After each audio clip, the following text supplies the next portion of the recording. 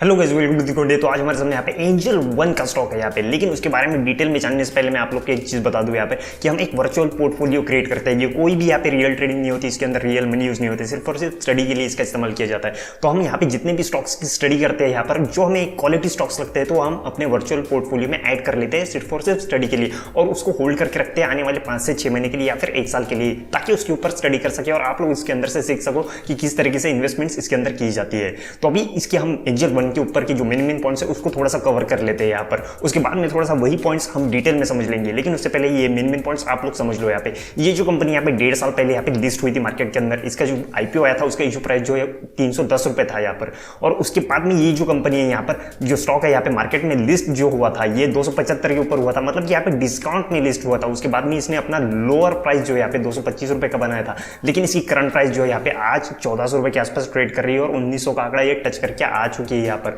लेकिन अभी यहाँ पे जो कंपनी है वो बहुत अच्छा खासा ग्रो कर रही है। इसका जो रेवेन्यू है वो फाइनेंशियल ईयर 2021 में यहाँ पे 1200 करोड़ जो हुआ करता था, वही फाइनेंशियल ईयर 2022 में यहाँ पे 2200 करोड़ का हो गया है यहाँ पर। मतलब कि हम कह सकते हैं यहाँ पर ये डबल कर चुका है अपना रेवेन्यू यहाँ पे।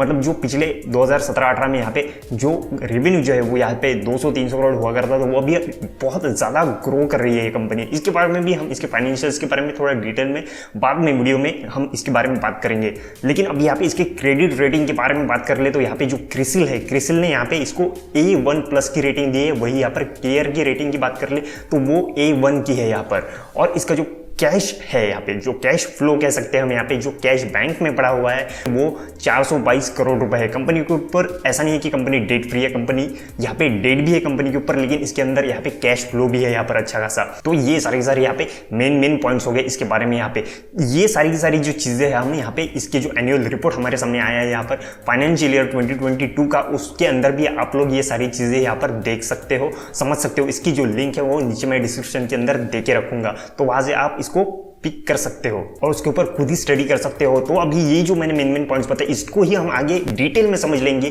पूरा का पूरा डिटेल में। और चाहो तो आप ये वीडियो यहीं पर क्विट कर सकते हो, या फिर अगर आपको समझना है सारी चीजें यहाँ पर डिटेल में एंजल वन के बारे में यहाँ पर, तो हम यहाँ पे इसको कंटिन्यू भी कर सकते हो। लेकिन उससे पहले आप लोग एक काम करो, तो वीडियो अच्छा लगा हो अब तक का तो उसको लाइक करो, चैनल को सब्सक्राइब कर दो, बेल आइकन को हिट कर दो। और इस वीडियो से रिलेटेड कोई भी क्वेश्चन या क्वेरी रहेगी ना आगे, तो नीचे कमेंट जरूर करना और लाइक पक्का कर देना, क्योंकि आने वाला नेक्स्ट वीडियो बनाने के लिए हमको थोड़ा सा मोटिवेशन यहाँ पे मिल जाता है। तो लाइक पक्का कर देना। तो एक्चुअल में एंजल वन करती क्या है यहाँ पे, बहुत से व्यूअर्स जो होंगे उन सभी लोग को पता होगा, लेकिन फिर भी यहाँ पर बता दूं कि एंजल वन जो है एक ब्रोकिंग कंपनी यहाँ पर अपस्टॉक्स हो गया, जीरोधा हो गया, इस तरह की सर्विसेज यहाँ पे जो प्रोवाइड करती है, वैसे ही सेम एंजल ब्रोकिंग भी यहाँ पे सर्विसेज प्रोवाइड करती है। हो सकता है यहाँ पर थोड़ा सा डिफरेंस हो, अपस्टॉक्स की बात कर ले, जीरोधा की बात कर ले, एंजल वन की बात कर ले, यहाँ पे थोड़ा उनके फीचर्स में एप्लीकेशन यूज करने के हो सकते हैं यहाँ पे कुछ एडवांटेजेस हो, डिसएडवांटेजेस हो, यहाँ पे ऐसा डिफरेंस इसके अंदर हो सकता है। लेकिन यहाँ पे जो बाकी की सर्विस देते हैं स्टॉक मार्केट के अंदर, यहाँ पे ऑप्शन एंड फ्यूचर के अंदर ट्रेडिंग हो, या फिर हम यहाँ पे कैश मार्केट के अंदर कह सकते हैं यहाँ पे डिलीवरी लेना हो, तो वो सारी चीजें, या फिर हम कह सकते हैं यहाँ पे कमोडिटी हो, करेंसी हो, इसके अंदर ब्रोकिंग करना हो, यहाँ पे ट्रेडिंग करना हो, ये सारी चीजें इसके अंदर होती है और इसी से इनका रेवेन्यू मैक्सिमम जनरेट होता है। लेकिन अब यहाँ पर इनके रेवेन्यू ब्रेकआउट की बात कर लें तो यहाँ पे मैक्सिमम जो है यहाँ पे रेवेन्यू जो है वो फ्यूचर एंड ऑप्शन से यहाँ पे 51% जनरेट होता है। उसके बाद में कैश मार्केट जो है यहाँ पे, इक्विटी मार्केट जो है यहाँ पे, वहां से 40% का रेवेन्यू जनरेट होता है। वही कमोडिटी से 8% का और करेंसी से यहाँ पे 1% का रेवेन्यू जनरेट होता है। मतलब कि यहाँ पे सबसे ज्यादा मैक्सिमम जो है यहाँ पे जो डीमैट अकाउंट खोले जाते हैं यहाँ पर, उसके अंदर यहाँ पे फ्यूचर एंड ऑप्शंस हो गया यहाँ पे, या फिर कैश मार्केट हो गया। मतलब ये सीधे शेयर मार्केट के अंदर से ही यहाँ पे सबसे ज्यादा रेवेन्यू जनरेट होता है, जबकि यहाँ पे कमोडिटी और करेंसी से बहुत कम होता है, 9% ही पकड़ सकते हैं हम यहाँ पर। तो ये सारी जो है एंजल वन के अंदर ये सारी चीजें होती है और इसी से इनका रेवेन्यू जनरेट होता है एक एप्लीकेशन की बदौलत। इसके अलावा कोई भी यहाँ पे अदर सर्विसेज की बात कर ले तो इसके अंदर वो सारी चीजें नहीं होती है। लेकिन अभी एंजल वन के फ्यूचर से रिलेटेड अभी थोड़ी सी बातें कर ले यहाँ पर, कि मतलब एंजल वन से रिलेटेड जो स्टॉक्स अभी यहाँ पे मार्केट के अंदर लिस्टेड है, तो यहाँ पे आईसीआईसीआई सिक्योरिटीज है, मोतीलाल ओसवाल है, यहाँ पर आईएफएल है, उसके बाद में एडेलवाइज है, शेयर इंडिया है, जियोजीत है, 5paisa.com है। यहाँ पे ये सारी चीजें जो है ना यहाँ पे ये मार्केट के अंदर लिस्ट है यहाँ पर। लेकिन इसके अलावा हम न्यू एज एप्लीकेशन की बात कर ली, जैसे कि यहाँ पे एंजल वन है, यहाँ पे 5paisa, ये न्यू एज एप्लीकेशन है यहाँ पे। मतलब कि आईसीआईसीआई सिक्योरिटीज मोतीलाल ओसवाल की तरफ से जैसे काम करते हैं वैसे नहीं है यहाँ पर, थोड़े से एडवांस फीचर्स देते हैं इनके एप्लीकेशन के अंदर, जैसे कि जीरोधा हो गया, अपस्टॉक्स हो गया, ये सारे जो हो गए ये न्यू एज एप्लीकेशंस हो गए, जो सबसे ज़्यादा यहाँ पे यंगस्टर्स की बात कर ले, या फिर हम 25 टू 35 के बीच में जो एज वाले लोग हैं यहाँ पे, वो भी यहाँ पे हो गए। ये सारे जो है वो Upstox, Zerodha, angel one, 5paisa.com जैसे ऐसे एप्लीकेशंस यूज़ करते हैं।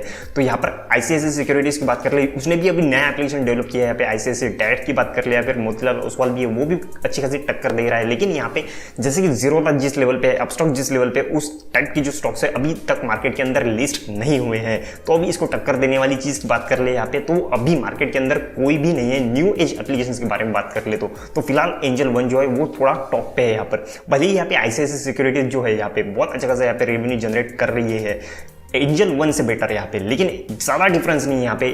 3300 करोड़ के आसपास अगर ICICI सिक्योरिटीज होगी तो यहाँ पे 2200 करोड़ के आसपास यहाँ पे एंजल वन है। यहाँ पे बहुत ही कम समय में यहाँ पे मार्केट के अंदर जो रेवेन्यू है बहुत अच्छा खासा जनरेट कर रही है। फाइनेंशियल्स के बारे में हम थोड़े से इसके बारे में बात कर लेंगे यहाँ पर, लेकिन पूरे मार्केट के अंदर यहाँ पे एंजल वन का नंबर कहाँ पे लगता है उसको भी एक बार देख लिया यहाँ पे। तो सबसे पहला नंबर यहाँ पे ज़ीरोधा का लगता है, उसके बाद में अपस्टॉक्स का लगता है यहाँ पे, उसके बाद में मैं पूरे मार्केट की बात कर रहा हूँ यहाँ पे, उसके अंदर ICICI डायरेक्ट भी आ गया और मोतीलाल ओसवाल भी आ गया।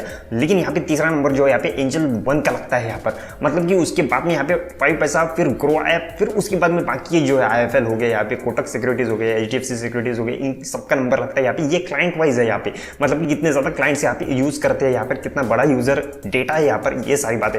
और हाल ही में जो न्यूज आई है सामने यहाँ पे, जो एंजल वन के यहाँ पर क्लाइंट्स का आंकड़ा है वो 1 करोड़ का क्रॉस कर चुके हैं ये लोग यहाँ पे। मतलब कि हो सकता है यहाँ पे अपस्टॉक्स की भी जगह ले यहाँ पर, क्योंकि अपस्टॉक्स के पिछले रिपोर्ट के हिसाब से इसका जो आंकड़ा है यहाँ पे वो 95 लाख के आसपास ही इसका कस्टमर डेटाबेस हुआ करता है। लेकिन हो सकता है यहाँ पे वो बढ़ भी चुके हैं, लेकिन इनके बीच में भी यहाँ पे बहुत ज्यादा कंपटीशन है। जिस तरीके से इसके फाइनेंशियल्स हम देख रहे हैं यहाँ पे, उसके हिसाब से यहाँ पे एंजल ब्रोकिंग में बहुत ज्यादा फास्ट यहाँ पे ग्रो कर रहा है यहाँ पर। हो सकता है यहाँ पे इसका अगले साल हम बात कर ले यहाँ पे कि अपस्टॉक्स की भी जगह ले ले यहाँ पे। क्लाइंट जो है यहाँ पे, इसके एक्टिव क्लाइंट्स भी बहुत ज्यादा रहते हैं यहाँ पे। क्लाइंट्स का डेटाबेस यहाँ पे जरूरी नहीं है, लेकिन एक्टिव क्लाइंट्स जो होते हैं यहाँ पे, वो एप्लीकेशन के ऊपर यहाँ पे कंपनी के यहाँ पे बहुत ज्यादा एक्टिव रहना वो भी बहुत जरूरी होता है। तो यहाँ पर इसके फाइनेंशियल्स के बारे में थोड़ी सी बात कर ले तो यहाँ पे वो बहुत ही बेहतरीन आया है इस साल में यहाँ पे। जैसे हमने कहा था कि यहाँ पे 2017-2018 में यहाँ पे 300 करोड़ 400 करोड़ के आसपास इसका रेवेन्यू हुआ करता था यहाँ पे। वही यहाँ पे पिछले 2 साल के अंदर ही यहाँ पे, मतलब 2020 की बात कर ले यहाँ पे, या फिर उसके बीच में जो डिफरेंस है यहाँ पे 2021 का 2020 का यहाँ पे, वो भी बहुत ज्यादा है यहाँ पे। मतलब 300-350 करोड़ का यहाँ पे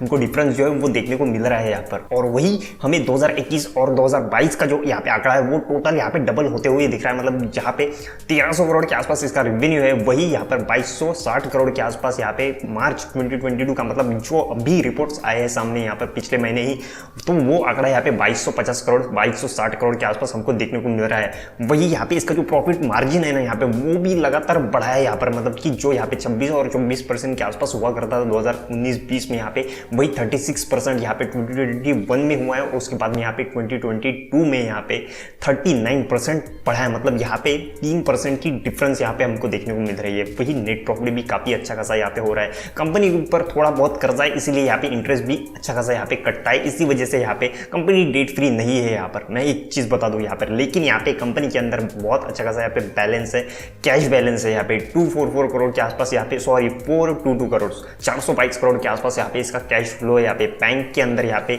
जो रिपोर्ट है फाइनेंशियल 2022 के, उसके हिसाब से यहाँ पे बैंक के अंदर 422 करोड़ कैश है।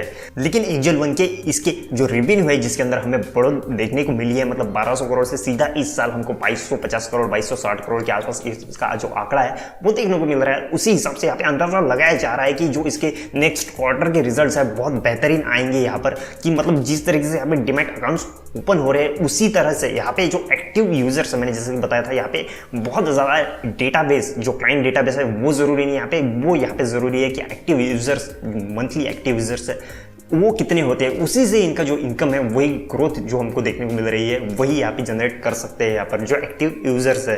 तो वो यहाँ पे एंजल वन के अंदर हमको सबसे ज्यादा देखने को मिल रहे हैं यहाँ पर ज़ीरोधा और अपस्टॉक्स के बाद में यहाँ पे। तो इसके अंदर जो एक ब्रोकिंग सेक्टर है यहाँ पे बहुत ज्यादा कॉम्पिटिशन तो है, लेकिन यहाँ पे इतना बड़ा स्पेस है कि हर किसी को खाने को मिल रहा है। जब एंजल वन का यहाँ पे स्टॉक आया था यहाँ पे मार्केट के अंदर, इसका जो IPO वो आया था, तब बहुत सारे एक्सपर्ट्स ने, बहुत सारे इन्वेस्टर्स ने इसको अंदर मतलब इन्वेस्ट ना करने की सलाह दी थी। यहाँ पर बहुत अच्छा खासा यहाँ पे पे डिस्काउंट में ये लिस्ट हुआ था। हम आगे चार्ट पैटर्न जो है इसका वो देखेंगे, किस तरह से इसका प्राइस जो है डिस्काउंट में लिस्ट हुआ था और किस तरीके से इसका लोअर बना था और किस तरीके से इसने 1900 का यहाँ पे जो आंकड़ा है वो क्रॉस कर चुका था अभी पिछले ही महीने यहाँ पर। तो ये सारी चीजें हम आगे चार्ट फ्लो में देखेंगे यहाँ पर। लेकिन अभी यहाँ पर जो इसके अंदर जो मैंने कहा कि इसके अंदर बहुत ज्यादा कंपटीशन है मार्केट के अंदर, ऑलरेडी 8 से 9 स्टॉक्स जो है यहाँ पे लिस्टेड है यहाँ पे ब्रोकिंग से रिलेटेड यहाँ पे, और बाकी ये जो टॉप स्टॉक्स है यहाँ पे, टॉप कंपनी कह सकते हैं, ब्रोकिंग कंपनी कह सकते हैं, जीरो दाब स्टॉक्स है, वो तो अभी तक मार्केट में आए भी नहीं। जो ग्रो ऐप है, शेयर खान है, ये भी जो स्टॉक्स है यहाँ पे, जो ब्रोकर्स है यहाँ पे, वो मार्केट के अंदर जब लिस्ट होंगे तो कंपटीशन और बढ़ेगा। मतलब कि यहाँ पे कंपटीशन बढ़ने का क्या मतलब है, यहाँ पे मार्केट के अंदर ऑलरेडी यहाँ पे तो है ही ये स्टॉक्स कि मार्केट के अंदर यहाँ पे इनको टक्कर दे ही रहे, लेकिन जब एक्चुअल में जो स्टॉक मार्केट है उसके अंदर लिस्टेड होंगे, यहाँ पे BSE NSE के अंदर यहाँ पे लिस्टेड होंगे तो और भी ज्यादा कड़ा कंपटीशन होगा यहाँ पे। तो मोनोपोली डिओपोली जैसी चीज इस सेक्टर में है ही नहीं, क्योंकि बहुत ज्यादा 10 से 20 जो कंपनीज है यहाँ पे मार्केट के अंदर है, यहाँ पे जो टॉप में है यहाँ पे, उसके बाद में तो और भी बहुत सारे ब्रोकरेजेस है यहाँ पे। तो ये सारी चीजें एंजल वन के अंदर है। और अभी इसकी चार्ट पैटर्न को भी फटाफट यहाँ पे देख ले। तो जैसे कि मैंने कहा था कि इसने जो अपना हाईएस्ट जो यहाँ पे वो 1900 का बनाया था, और इसका जो इशू प्राइस था यहाँ पे जब मार्केट के अंदर इसका IPO आया था तब इसका जो है वो यहाँ पे 310 के हिसाब से यहाँ पे 310 के ऊपर यहाँ पे इसका IPO आया था, इशू प्राइस था वो, और उसके बाद में यहाँ पे 275 के ऊपर लिस्ट हुआ था। मतलब ये टोटली डिस्काउंट में यहाँ पे लिस्ट हुआ था, और उसके बाद में यहाँ पे जो इसने अपना लो है वो 225-220 के आसपास बनाया था। मतलब कि आप सोच सकते हो यहाँ पे 310 के आसपास इसका इशू प्राइस आ जाना, फिर 275 के आसपास इसका लिस्ट होना, और उसने उसके तुरंत बाद एक ही महीने के अंदर, हम कह सकते हैं एक महीना भी नहीं लगा था, यहाँ पे 2 से 3 हफ्ते ही लगे थे, उसके अंदर ही यहाँ पे 220-225 यहाँ पे लो बना देना, और उसके बाद में कंटिन्यूसली यहाँ पे इसने बहुत अच्छा खासा यहाँ पे मूव दिखाया है। पहला मूव जो था यहाँ पे पिछले साल की बात कर ले हम, यहाँ पे अप्रैल मंथ में यहाँ पे 2021 में यहाँ पे इसने बहुत अच्छा खासा मूव दिखाया था। पहला मूव ही यहाँ पे मतलब 300 रुपए से यहाँ से सीधा 1400 रुपए का आंकड़ा यहाँ पे क्रॉस कर चुका था। उसके बाद में इसके अंदर थोड़े से अप्स एंड डाउन रहे, और उसके बाद में यहाँ पे इसने बहुत ही वेल्ड यहाँ पे 1900 का आंकड़ा पिछले ही मंथ में यहाँ पे क्रॉस कर चुका है, और फिलहाल इसका करंट प्राइस जो है यहाँ पे वो 1300 रुपए के आसपास चल रहा है। इसके जो शेयर होल्डिंग पैटर्न है उसको भी यहाँ पे देख लेना। प्रोमोटर्स की बात कर ले और FIs की बात कर ले या फिर DIs की बात कर ले, यहाँ पे इन सभी ने यहाँ पर इस साल यहाँ पे फाइनेंशियल 2022 में यहाँ पे अपने स्टेक्स जो है यहाँ पे बढ़ाया है 43.68% से यहाँ पे 44% कर दिया यहाँ पे प्रोमोटर्स ने। उसके बाद में FIs की बात कर ले यहाँ पे 5.44% से 8.96% कर लिया। यहाँ पर FIs की बात कर ले, DIs की बात कर ले, इन दोनों ने बहुत ज्यादा बढ़ाया है यहाँ पर स्टेक्स।